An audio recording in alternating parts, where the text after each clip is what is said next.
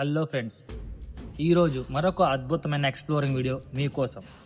ఎక్కడికి వెళ్ళామో చూపిస్తారండి. ఈరోజు మనం ఎక్కడికో రాలేదండి, మన కాళహస్తి గుడి దగ్గర నుంచి కేవలం 7 కిలోమీటర్ల దూరంలో ఉన్న సహస్రలింగేశ్వర స్వామి దేవాలయానికి అయితే మనం ఇప్పుడు వచ్చేసామన్నమాట.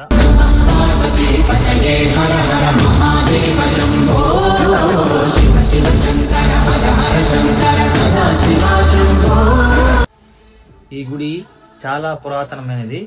ఈ గుడిని పల్లవ రాజులు మరియు చోళులు నిర్మించారని ఇక్కడ స్థల పురాణం చెబుతుంది. ఈ గుడికి పక్కన కింద సప్తఋషుల తీర్థము ఉంది. ఈ తీర్థానికి ఒక ప్రత్యేకత ఉంది. సంవత్సరం మొత్తం వానలు లేకపోయినా నిరంతరం జలధార వస్తూ ఉంటుంది. ఈ ప్రదేశము మార్కండేయుడు తపస్సు చేసిన ప్రదేశం అని చెప్పుకుంటారు. ఈ గుడి యొక్క పూర్తి వివరాలు కావాలంటే కామెంట్ చేయండి. నచ్చితే వీడియోని సేవ్ చేసుకోండి, ఫాలో చేయండి, లైక్ చేయండి. నెక్స్ట్ వీడియోతో మళ్ళీ కలుద్దాం. అంతవరకు బాయ్ బాయ్.